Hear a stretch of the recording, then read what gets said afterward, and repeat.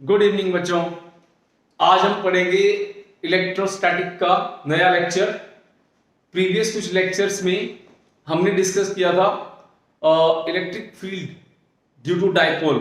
उसमें axial line पे पढ़ा था, इक्वेटोरियल लाइन के लिए किया था।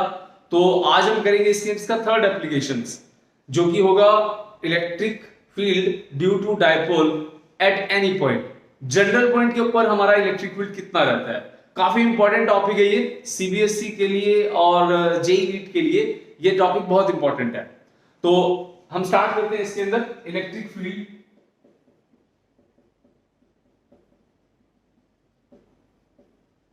Due to dipole at any point, और इसको जनरल पॉइंट भी बोल देते हैं। जनरल पॉइंट देखो बच्चों, एनी पॉइंट का मीनिंग क्या है। यहां पे एक्सियल लाइन के अंदर क्या किया था, ये एक डाइपोल है, ठीक है। ये एक डाइपोल है।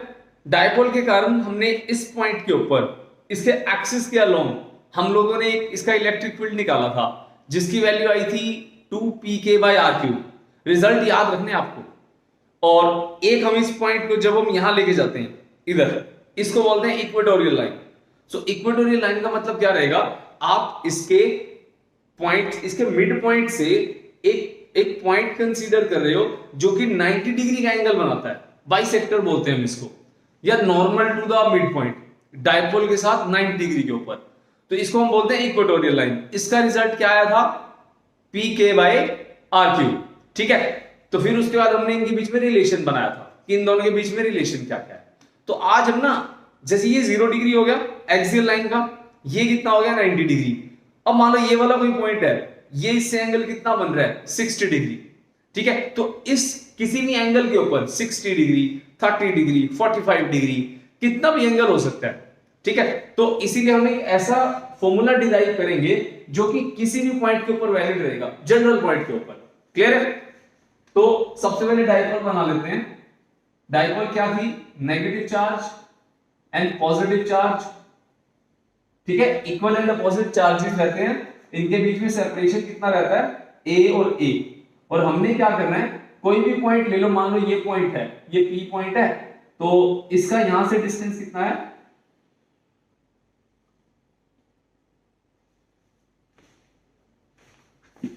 कोई भी पॉइंट ले लो पी, जैसे ये माइनस हो गया, ये प्लस हो गया, तो यहां से पी पॉइंट ले लो सेंटर से, ठीक है। ये पी पॉइंट हो गया। इस पी पॉइंट के ऊपर आपको क्या करना है, इलेक्ट्रिक फील्ड कैलकुलेट करना है, इसकी वजह से और इसकी वजह से। तो ये ए हो गया और ये ए हो गया। अब डाइपोल मोमेंट एक वेक्टर क्वांटिटी है। तो डाइपोल मोमेंट क्या था, एक फॉर्मूला मैंने आपको बताया था, P is equals to Q into 2A, ठीक है। ये फॉर्मूला था P is equals to Q into 2A। ये एक वेक्टर क्वांटिटी है ना, तो वेक्टर क्वांटिटी के अकॉर्डिंग इसकी डायरेक्शन क्या बताई थी, माइनस से प्लस। ये माइनस से प्लस जा रही है इसकी डायरेक्शन। ये डाइपोल हो गया, इसको बना दो P, ठीक है। अब मैंने बोला कोई भी एंगल, अगर ये वाला पॉइंट यहां होता है तो एंगल कितना बनेगा, 0 डिग्री। यहां पे एक्सिस के अलाउंग अगर ये पॉइंट यहां ले गया 90 डिग्री, मैंने बीच में ना कोई भी रैंडम पॉइंट ले लिया थीटा, कोई भी थीटा पॉइंट ले लिया P, एंगल ले लिया थीटा। अब हमें क्या करना है, इस थीटा के अकॉर्डिंग एक ऐसा फॉर्मूला डिराइव करना है जिसके अंदर आप कोई भी वैल्यू डालो, आपका इलेक्ट्रिक फील्ड कैलकुलेट कर लो।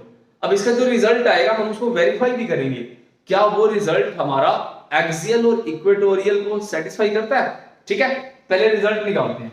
तो ये P है, तो ये वाला एक कंपोनेंट क्या हो जाएगा, P cos थीटा। इसको P नहीं बोलते हम, इसको हम ना R पॉइंट बोल देते हैं कोई भी, ठीक है, क्योंकि P यहां पे यूज हो रहा है। R पॉइंट हो गया।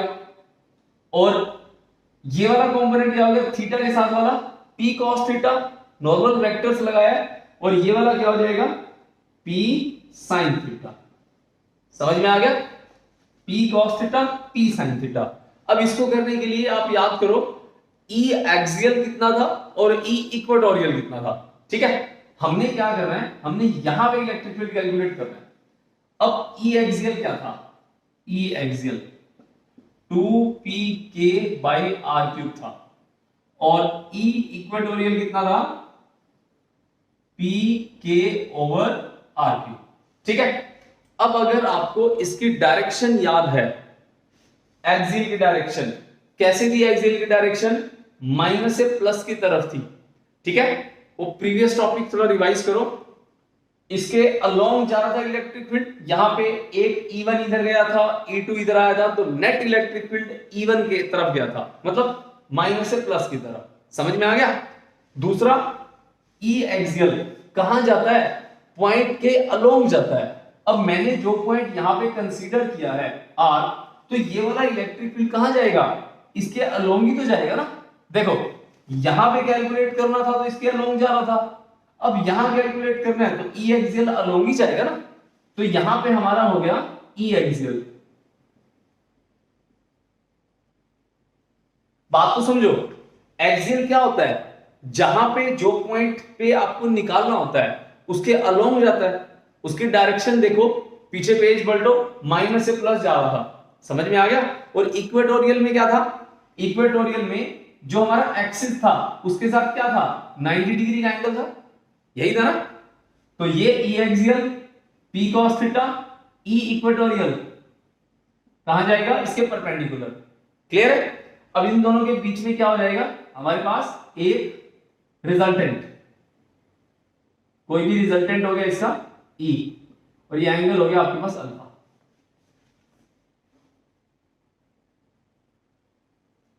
ठीक है, ये एंगल हो गया अल्फा। तो E एक्सियल, E इक्वेटोरियल की डायरेक्शन भी मैं तुम्हारे को रिवाइज करा देता हूं। जैसे ये माइनस का साइन, ये प्लस का साइन, तो यहां पे इक्वेटोरियल पॉइंट था, इसने इसको ऐसे रिपेल करा, अट्रैक्ट करा, तो ये इस तरह से। अब देखो प्लस से माइनस इक्वेटोरियल की डायरेक्शन थी इधर की तरफ, और एक्सियल कहां था, अलोंग द एक्सिस। तो देखो इस पॉइंट पे एक्सियल अलोंग द एक्सिस हो गया और इक्वेटोरियल परपेंडिकुलर हो गया, और इसकी डायरेक्शन देखो प्लस से माइनस, प्लस से माइनस, हर चीज आपको डायरेक्शन के हिसाब से करनी है। समझ में आ गया। अब देखो, अब क्या करना है हमें ये E कैलकुलेट करना है, रिजल्टेंट कैलकुलेट करना है, और ये अल्फा एंगल कैलकुलेट करना है जो कि रिजल्टेंट का बन रहा है। क्लियर है, ये दो चीजें कैलकुलेट करनी है। अब हमारे पास E एक्सियल हमें पता है। अब E एक्सियल कहां है, पहले था P के अलोंग, ये P है ना बच्चों, अब क्या है P cos थीटा के अलोंग है, तो यहां लिख दोगे cos थीटा। क्लियर है, रटना नहीं है, इसको समझना है। P था पहले माइनस से प्लस के अलोंग, अब कहां है P cos थीटा के अलोंग। ऐसे ही इक्वेटोरियल क्या है, इक्वेटोरियल पहले कहां था, पहले वाले में इक्वेटोरियल ऐसे इधर था ना, इसके अलोंग, तो यहां पे ये क्या था, इसके परपेंडिकुलर था ना, इस एक्सिस के साथ परपेंडिकुलर था। अब यहां पे इस एक्सिस से परपेंडिकुलर बना दिया। समझ में आ गया। अब ये साइन थीटा हो गया, तो ये भी साइन थीटा के अलोंग चला जाएगा ना, परपेंडिकुलर, तो यहां लिख दो साइन थीटा। क्लियर है। अब रिजल्टेंट कैसे कैलकुलेट करते हैं, E की वैल्यू क्या हो जाएगी बच्चों, E एक्सियल का स्क्वायर प्लस E इक्वेटोरियल का स्क्वायर, इसका नॉर्मल वेक्टर है। ठीक है, E एक्सियल की वैल्यू डाल दो और E इक्वेटोरियल की वैल्यू जो हमने यहां पे कैलकुलेट किया है, इसको यहां पे स्क्वायर कर दो, इसका रिजल्ट ले लो। देखो E की वैल्यू क्या आ जाएगी, E axial 2pk cos theta by में r³, इसका स्क्वायर कर दो, plus pk sin theta divide bye r³, इसका स्क्वायर कर दो, और इसका क्या कर दो, रूट। क्लियर है। अब क्या करोगे, इसके स्क्वायर को ओपन कर लो, इसके स्क्वायर को ओपन कर लो, जो कॉमन आएगा उसको बाहर खींच लो। क्या बनेगा हमारे पास, E इक्वल्स टू, देखो p square k square r³ common आ रहा है, बाकी सब अंदर रहेगा, p square k square by r³, इसका भी स्क्वायर है ना। अब देखो बच्चों, ये सारी टर्म रूट के अंदर है ना, मैंने स्क्वायर बार लिया है, तो अगर मैं रूट लगाता हूं तो सबका स्क्वायर खत्म हो जाएगा ना, इसको हटा देते हैं। क्लियर है। जिनको ये स्क्वायर वाले में प्रॉब्लम रहती है वो ध्यान दें, पहले स्क्वायर स्क्वायर करके मैंने बाहर निकाल लिया, ठीक है। उसके बाद मैंने क्या किया, जैसे p का स्क्वायर है, इसको भी मैं रूट में लेता हूं तो ये इसको कैंसिल कर देता है ना, ठीक है। तो ये कितना बचेगा, pk by are cube, square से स्क्वायर रूट कैंसिल, बचा क्या, अंदर लिख लो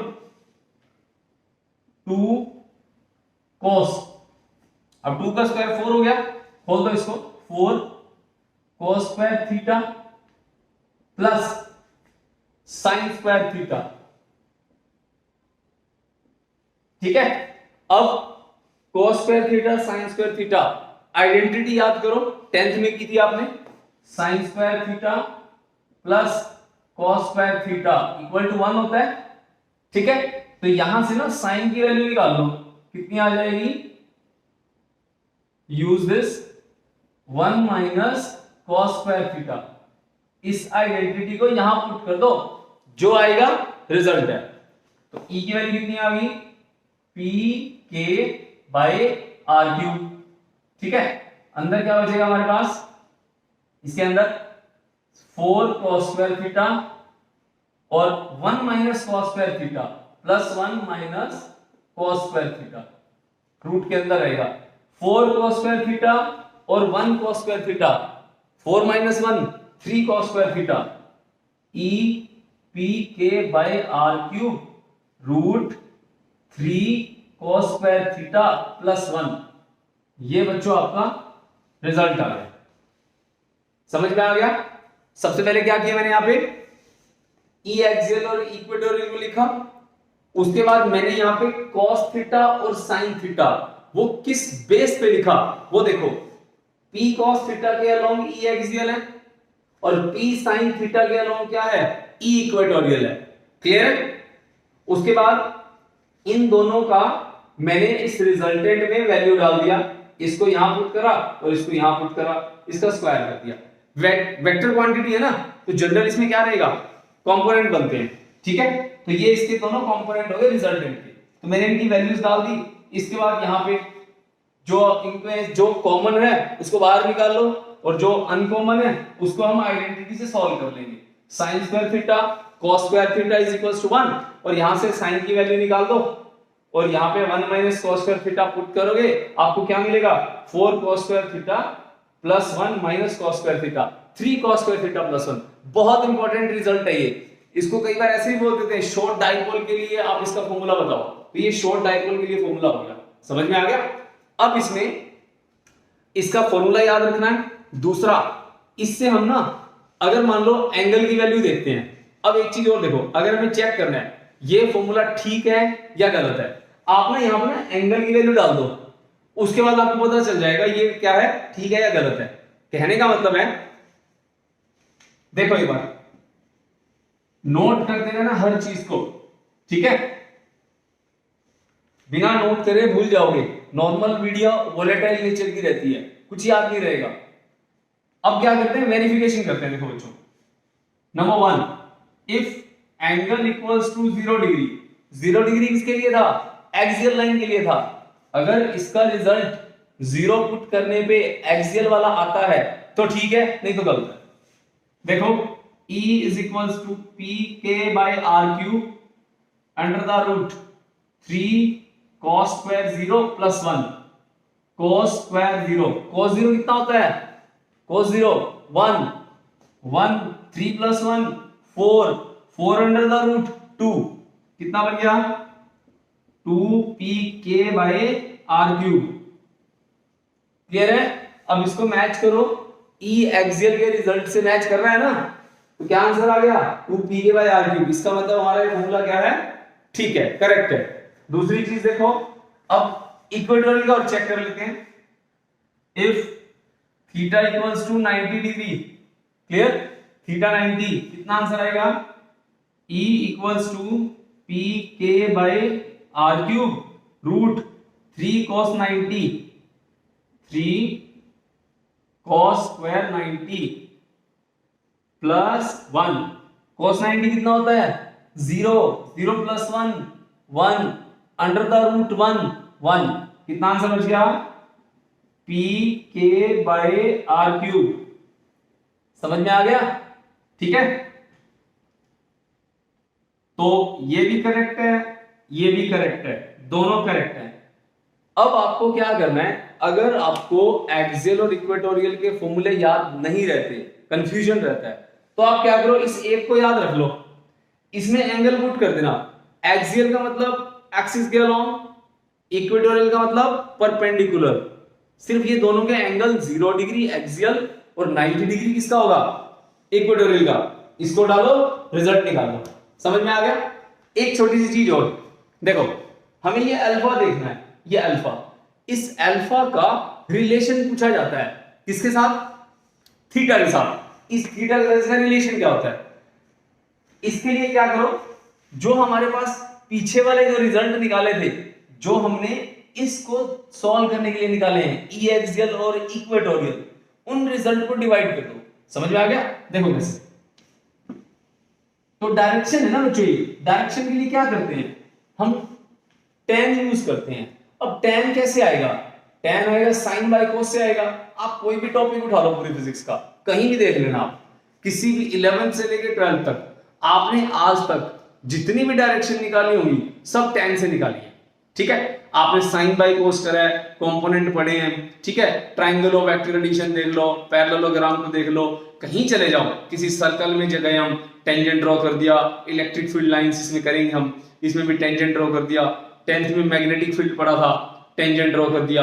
तो इस चीज को याद रख लो, टेंजेंट एक मेथड है जो कि हमें डायरेक्शन देता है। तो यहां पे हमें अल्फा निकालना है ना, अल्फा क्या है, एंगल, किस चीज का एंगल है, डायरेक्शन का। ठीक है, तो यहां देखो ई एक्सियल कितना था, E axial 2pk cos theta over r cube, E equatorial कितना था, pk sin theta by r cube. ठीक है, जो शुरुआत में लिखे थे मैंने। अब देखो tan बनाना ना, tan बनाना ना, तो यहां पे देखो ये अल्फा है, तो ई एक्सियल और ई इक्वेटोरियल क्या देता है, tan अल्फा देता है। समझ में आ गया। तो आप यहां पे tan अल्फा निकालो, tan अल्फा कैसे आएगा, ई एक्सियल बाय ई इक्वेटोरियल, सॉरी ई इक्वेटोरियल बाय ई एक्सियल, ई इक्वेटोरियल बाय ई एक्सियल। क्लियर है ना, परपेंडिकुलर अपॉन बेस, तो थीटा के साथ वाला आपके पास क्या हो जाएगा, बेस हो जाएगा, ये परपेंडिकुलर हो गया। तो ये वाली वैल्यू देखो ना, ये वाली वैल्यू अगर हम इसके कंपोनेंट बनाएं तो ये वाली वैल्यू इसके बराबर ही तो होगी। ठीक है, तो ई इक्वेटोरियल कितना है बच्चों, P K sine theta over r cube, E axial कितना है 2pk cos theta are cube, ऊपर छत पे चला गया, ये pk से pk कट गया, आर क्यूब से आर क्यूब कट गया, तो कितना बना बच्चों, साइन बाय कोस, टेंजेंट। तो tan alpha is equals to tan theta divide by 2 ही तो बचा है ना, ये 2, ये आपका आंसर आ गया। रिलेशन पूछ लेते हैं कई बार कि अल्फा और थीटा में रिलेशन बताओ, तो ये याद रखो। क्लियर है, समझ में आ गया। तो जो रिजल्ट है आपका √3 cos स्क्वायर थीटा प्लस 1, इसको ब्रैकेट में बंद करो, और कितना है pk बाय आर क्यूब। ये रिजल्ट याद रखो, किसका रिजल्ट है ये, electric field due to dipole at any point, general point. समझ में आ गया। स्क्रीनशॉट ले लेना इसका और इसको अच्छे से नोट कर लेना, एक एक चीज को समझो और इससे रिलेटेड न्यूमेरिकल प्रैक्टिस करो, जिससे कि आपको फॉर्मूलाज याद रहेंगे। समझ में आ गया, क्लियर। चलो बाकी मिलते हैं अगले लेक्चर के अंदर नए वीडियो के साथ, नए टॉपिक के साथ। तब तक के लिए बाय बाय।